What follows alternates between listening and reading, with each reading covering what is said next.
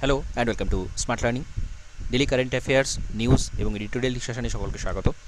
আপনারা যদি এই সেশনটা কন্টিনিউয়েশন চান, যেখানে গুরুত্বপূর্ণ এডিটোরিয়াল ডিসকাস করা হবে, গুরুত্বপূর্ণ নিউজ স্ট্যাটিকের সাথে কানেক্ট করে ডিসকাস করা হবে, যেটা miscellaneous mains, WBCS prelims mains এবং ইউপিএসসি প্রিলিমস মেন্সের জন্য অসম্ভব গুরুত্বপূর্ণ, তো আপনারা অবশ্যই কমেন্ট বক্সে জানাবেন, কারণ এই সেশনটা যথেষ্ট গুরুত্বপূর্ণ। কিন্তু আপনারা যদি এটা না দেখেন বা আপনাদের যদি প্রয়োজন না থাকে, তাহলে এটা দেওয়ার প্রয়োজন নেই। সুতরাং আপনারা কিন্তু অবশ্যই কমেন্ট বক্সে জানাবেন। তো গতকালের যে সমস্ত গুরুত্বপূর্ণ কারেন্ট অ্যাফেয়ার্স সারাদিন ধরে হয়েছে সেটা আমরা দেখব। গতকাল ছিল patient safety day. Patient safety day এটা 17 সেপ্টেম্বর আয়োজন করা হয়, অনুষ্ঠান এটা করা হয়। তো এটা জাস্ট এটুকু মনে রাখলে চলবে। 8th India water week Bharat মণ্ডপমে প্রেসিডেন্ট তিনি ইনাগোরেট করেছেন। এটা 17 থেকে 20 সেপ্টেম্বর 20 সেপ্টেম্বর পর্যন্ত এটা কিন্তু চলবে। মিনিস্ট্রি অফ জলশক্তি থেকে এটা আয়োজন করা হচ্ছে। এটুকু ইনফরমেশন যথেষ্ট। এরপর মোস্ট ইম্পর্টেন্ট যেটা রয়েছে current affairs, India beat China to win 2024 Asian champion trophy. Asian champion trophy 2024-এ ভারত কিন্তু চীনকে পরাজিত করে জিতেছে। এশিয়ান চ্যাম্পিয়ন ট্রফি এটা কিসের ছিল? এটা ছিল হকি। 1-0 গোলে পরাজিত করেছে, এটাও মনে রাখবেন, প্রশ্ন হতে পারে। Moqi hockey stadium training base Hulunbuir China, Hulunbuir চায়নাতে এটা আয়োজিত হয়েছে, এটাও প্রশ্ন হতে পারে। তো সেকেন্ড কনজিকিউটিভ এডিশনে ভারত কিন্তু এই টাইটেলটা জিতলো। 2023-এও জিতেছিল, এর আগে 2016, 2018-তেও জিতেছিল। তো এই ইনফরমেশনগুলো গুরুত্বপূর্ণ। নেক্সট, কম্বোডিয়ার আঙ্কোর ওয়াট মন্দির, এটাকে most photogenic UNESCO world heritage site এশিয়ার মধ্যে most photogenic UNESCO world heritage site ঘোষণা করা হলো। তো আমরা জানি কম্বোডিয়ার আঙ্কোর ওয়াট এটা ইউনেস্কো ওয়ার্ল্ড হেরিটেজ সাইট এবং এটাকে অষ্টম আশ্চর্য বলে ঘোষণা করা হয়েছে সম্প্রতি। 9ম থেকে 13 শতাব্দীর মধ্যে এটা নির্মিত হয়েছিল এবং এটা কিন্তু বৃহত্তম মন্দির। যদি বলা হয় বৃহত্তম, একটা বিস্তৃত এলাকা 401 স্কোয়ার কিলোমিটার এলাকা জুড়ে এটা কিন্তু 91 অ্যানসিয়েন্ট টেম্পল এর মধ্যে রয়েছে।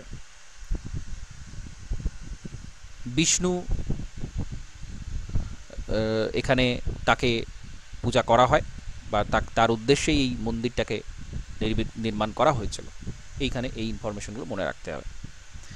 শ্রীরামা ইন তামিলাঙ্গম অ্যান ইনসেপারেবল বন্ড, এই বইটা তামিলনাড়ুর গভর্নর আর এন রবি প্রকাশ করেছেন। এর অথরকে ডক্টর ডি কে হরি এবং doctor D K Hema Hari এর author. Next, senior IPS officer Amrit Mohan Prasad Amrit, উনি সশস্ত্র সীমা বল এসএসবির কিন্তু ডাইরেক্টর জেনারেল নিযুক্ত হয়েছেন। অমৃত মোহন প্রসাদ, খুব গুরুত্বপূর্ণ, এটা মনে রাখবেন। Atishi become Arvind Kejriwal successor to take oath as Delhi CM, দিল্লির চিফ মিনিস্টার নিযুক্ত হলেন কে? অতিশি। এটা খুব গুরুত্বপূর্ণ current affairs. Arvind Kejriwal resignation দিয়েছেন।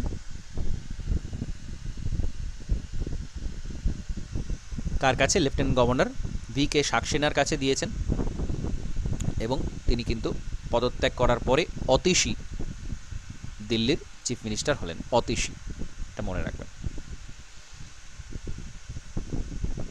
ঐশ্বর্য Rai wins best actress award in SIIMA 2024।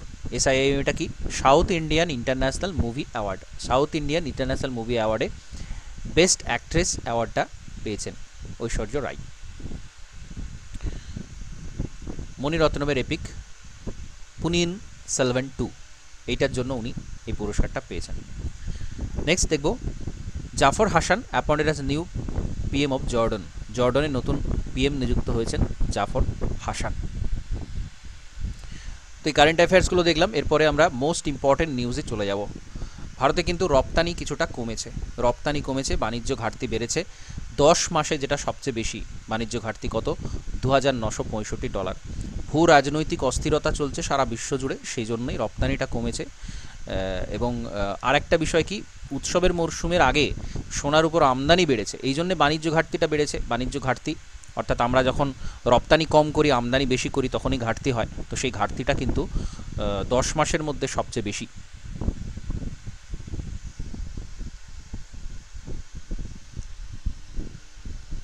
তেলের মুনাফা কর। ভারতীয় তেল সংস্থাগুলোর তেল উৎপাদন ও রপ্তানিতে পড়ে পাওয়া মুনাফা বসা বাড়তি কর, যেটাকে উইন্ডফল ট্যাক্স বলা হয়, সেটাকে কমানো হয়েছে। উইন্ডফল ট্যাক্সটা কিন্তু মোস্ট ইম্পর্টেন্ট, এটা ডাইরেক্ট কোয়েশ্চেন হবে ইকোনমিক্সে। উইন্ডফল ট্যাক্সটা কি? তেল উৎপাদন এবং রপ্তানি তার উপরে যে ট্যাক্স সেটাকে বলা হয় উইন্ডফল ট্যাক্স। ওএনজিসি সহ সব সংস্থা ভারতে অবশ্যই তেল উৎপাদন করে, প্রতি টনে এটা নামানো হয়েছে এত টাকা।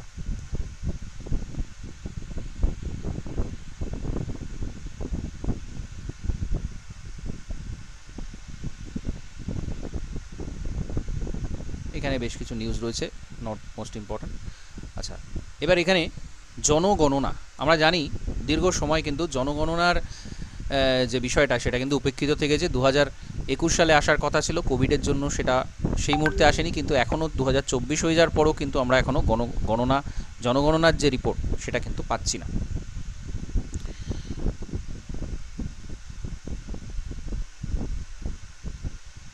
আচ্ছা, এখানে জনগণনা হলে সম্ভবত স্পষ্ট হয়ে যাবে যে এদেশের জনসংখ্যার 50% বেশি ওবিসি, সেই অনুপাতে সংরক্ষণ করতে হলে উচ্চবর্ণের জন্য সংরক্ষণের সুবিধা কাটছাট করতে হবে। এই সমস্ত কারণে জনগণনা করা হচ্ছে না বা এরকম কিছু বলা হচ্ছে যে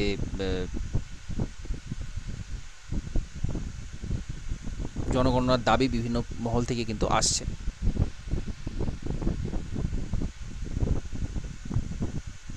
তো এটা নিয়ে বলা হয়েছে এবং এখানে খুব গুরুত্বপূর্ণ একটা নিউজ, পাইকারি মূল্য বৃদ্ধি, ডাব্লিউপিআই যেটাকে বলা হয় হোলসেল প্রাইস ইন্ডেক্স, সেই হোলসেল প্রাইস ইন্ডেক্স কিন্তু কমেছে, অর্থাৎ মূল্য বৃদ্ধি কিছুটা কমেছে। জুলাই পর আগস্টেও দেশের পাইকারি বাজারে মূল্য বৃদ্ধি অনেকটা কমলো। 4 মাসে যেটা সবচেয়ে কম। জ্বালানি এবং বেশ কিছু আনাজের কমে আসা দামই এর কারণ। তো জ্বালানি এবং আনাজের দামটা কিন্তু কমেছে এবং আলু পেঁয়াজের মূল্যবৃদ্ধি 66 থেকে 78% বেড়েছে। তো আলু পেঁয়াজ এইগুলো কিন্তু মূল্যবৃদ্ধি, ডাল ফল এইগুলোর মূল্যবৃদ্ধি কিন্তু ঘটেছে। আনাজ এবং বিদ্যুতের এটা কিন্তু কমেছে, মূল্যবৃদ্ধি কমেছে। বাকিগুলো কিন্তু ব্যাপকভাবে আলু পেঁয়াজ ডাল ফল এদের মূল্যবৃদ্ধি কিন্তু রয়েছে বা বেড়েছে। পচনশীল খাবার যেগুলো সেগুলো কিন্তু দাম কমছে না। তো এটা একটা বিষয়।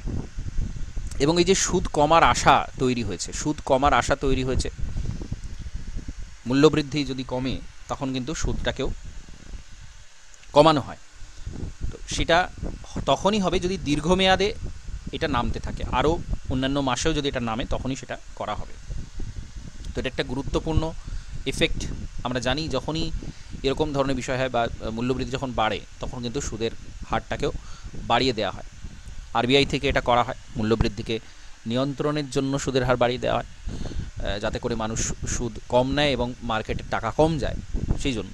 তো মূল্যবৃদ্ধি যেহেতু কমছে সেজন্য সুদের হারটাকেও কমানো হতে পারে এরকম আশা করা হচ্ছে। কিন্তু আলু পেঁয়াজ বা এই সমস্ত দ্রব্যের দাম সেটা কিন্তু বাড়ছে। সুতরাং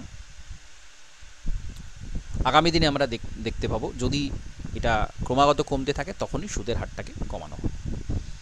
আচ্ছা, সেন্সেক্স কিন্তু 83,000 পয়েন্টে চলে গেছে, এটা মোস্ট ইম্পর্ট্যান্ট একটা বিষয়। 83,000 পয়েন্টে এটা চলে গেছে। এত কেন এটা হচ্ছে? ভারতীয় শেয়ার বাজার এখন লগ্নিকারীদের ঝুলিতে বিপুল লাভ তুলে দিচ্ছে। বাড়তি আয়ের আশা একটু অসতর্ক হলে পাপ যেতে পারে, কারণ বহু শেয়ারের দাম এমন উঁচুতে যেখানে সেগুলো থাকারই কথা নয়। অর্থাৎ বাজার কিন্তু যে কোনো সময় পড়তে পারে, এটা বিশেষজ্ঞরা বলছেন।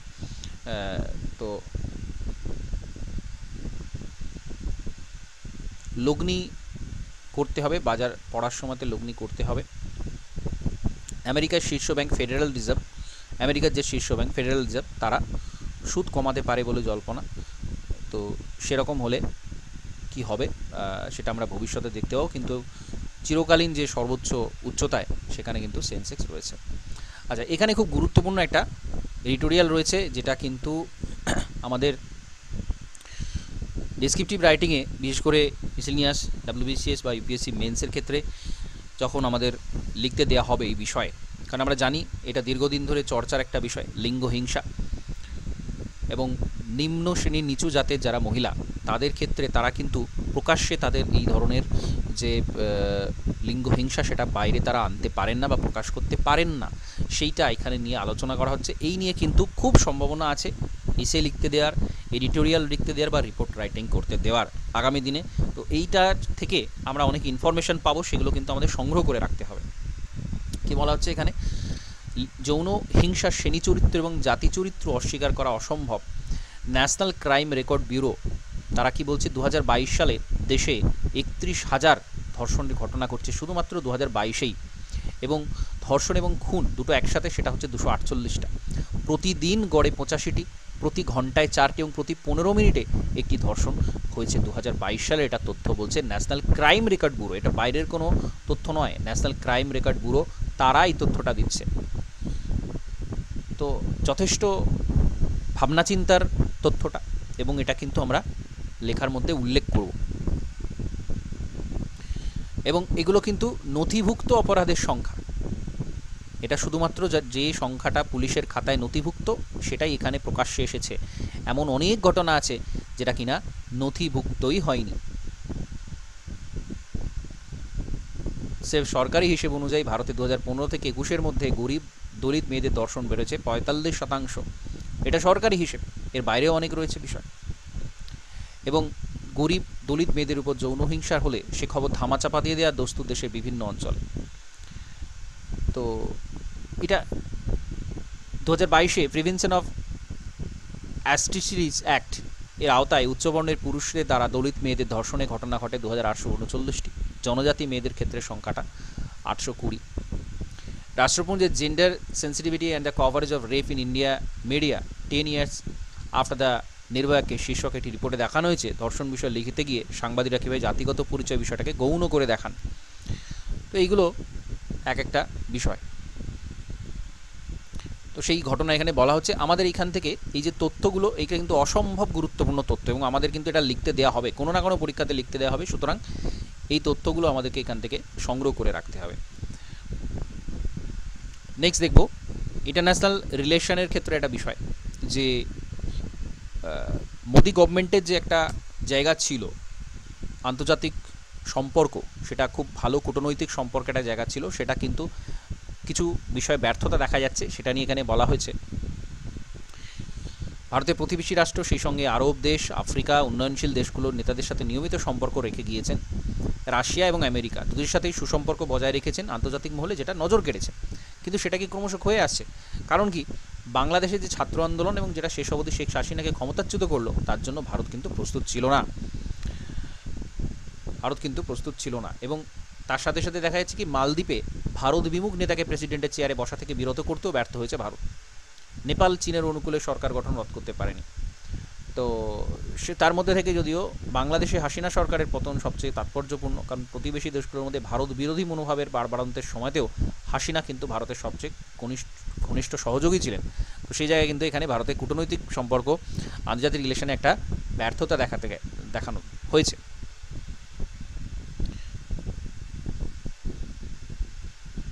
তো এখানে আবার ইউক্রেন রাশিয়ার সম্পর্কের ক্ষেত্রেও ভারত কিন্তু শান্তি স্থাপন করতে কিছুটা উদ্যোগী হয়েছিল, বা এরকম ঘোষণা করা হয়েছিল যদি ভারত কিন্তু মনে করলে পারে এই শান্তি স্থাপন করতে। মোদি শান্তি স্থাপনের উদ্দেশ্যে যাবেন ইউক্রেনে। গত বছর G20 বৈঠকে প্রধানমন্ত্রীর দক্ষ আলোচনা পরিচালনার ফলে এমন একটা ঘোষণাপত্র তৈরি করা হয়েছিল, তাতে রাশিয়া উল্লেখ ছিল না। ইউক্রেন আক্রমণের জন্য রাশিয়ার প্রতি অধিকাংশ দেশ যখন বিরূপ, এমন মধ্যপন্থার জন্য প্রশংসিত হয়েছিল ভারত। আমরা জানি G20-তে ভারত খুব কূটনৈতিকভাবে সফল হয়েছিল। ভারতের কূটনীতিকরা মনে করেছিলেন ইউক্রেনের প্রেসিডেন্ট ভ্লাদিমির জেলেনস্কির সাথে কথাবার্তার পরে সাফল্য সেটা আসবে আবার মনে করা হয়েছে। কিন্তু মোদি কিভকে পৌঁছানোর আগেই ইউক্রেন রাশিয়ার উপর আক্রমণের মাত্রা আরও বাড়িয়ে দেয়। পুতিন জানিয়ে দেয় তিনি ইউক্রেনের সাথে কোনো রকম শান্তি আলোচনায় আগ্রহী নন। জেলেনস্কির মোদির শান্তি স্থাপনের প্রস্তাব তৎক্ষণাৎ খারিজ না করলেও এমন সব শর্ত জুড়ে দেন যাতে তা পুতিনের কাছে কখনোই গ্রহণযোগ্য হয় না। মোদি ইউক্রেন ছাড়ার আগেই ওই প্রস্তাবের সমালোচনা করেন, যেহেতু রাশিয়া ইউক্রেন যুদ্ধের সব পর্যবেক্ষকের কাছে স্পষ্ট ছিল ইউক্রেনের শান্তি ফেরাতে হলে তা আমেরিকার মাধ্যমেই সম্ভব। তাই মোদির কিভের পিস মিশন অনেকেই বিস্মিত করেছিল।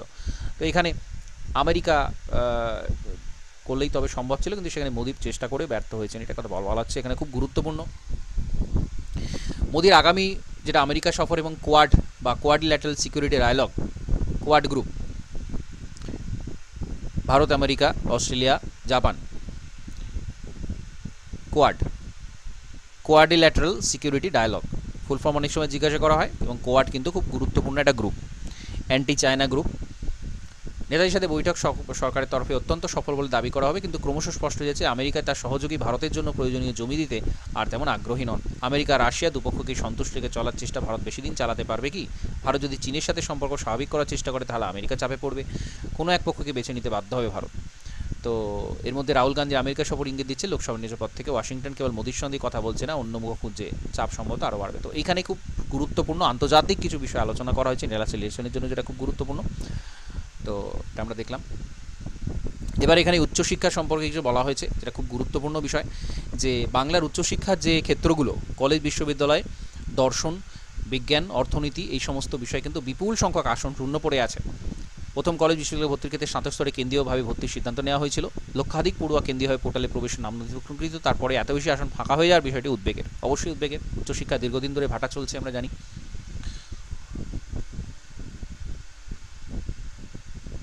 এখানে একটা খুব বিষয় লক্ষণীয়, রাজ্যের বেসরকারি শিক্ষা প্রতিষ্ঠানের সংখ্যা বৃদ্ধি পেয়েছে। প্রথাগত শিক্ষার বাইরে শিক্ষালয়গুলি বাজার উপযোগী বৃত্তিমূলক শিক্ষার ব্যবস্থা করে, যাতে শিক্ষা অন্তে শিক্ষার্থী দ্রুত চাকরির বাজারে প্রবেশ করতে পারে। স্বাভাবিকভাবে নগদ অর্থের বিনিময়ে কলেজগুলিতে ভিড় বেড়েছে। সংরক্ষণ নীতির আসন খালি থাকার জন্য কী অংশে দায়ী? রাজ্য সরকার আসন সংরক্ষণের হার 45%, আসন সংরক্ষণের হার 45%, এবং সংরক্ষিত আসনে এক বড় অংশ ফাঁকা থেকে যায়। জনজাতি প্রান্তিক শ্রেণী শিক্ষার অঙ্গনে নিয়ে আসার জন্য সংরক্ষণের প্রয়োজনীয়তা অস্বীকার, কিন্তু যাতে ফলপ্রসূ হয় তাতে সরকারের আগ্রহী হবে। উচ্চশিক্ষায় কিন্তু অনাগ্রহ, এটা একটা বিশেষ উদ্বেগের কারণ হচ্ছে দাঁড়াচ্ছে। মানব সম্পদ যেখানে অর্থনীতির অন্যতম প্রধান ভার, এই পরিস্থিতি এমন বিপজ্জনক, রাজ্য সরকার ঠিকমতো পড়তে পারছে কি? অর্থাৎ আগামী দিনে যে সংকট তৈরি হতে চলেছে শিক্ষাক্ষেত্রে, সেটা এখানে তুলে ধরা হয়েছে। মানব সম্পদের ঘাটতি কিন্তু অবশ্যম্ভাবী এখানে এটা বলা হয়েছে। তো এর সাথে সাথে আজকে গুরুত্বপূর্ণ news editorial current affairs discussion complete করছি। নমস্কার, ধন্যবাদ।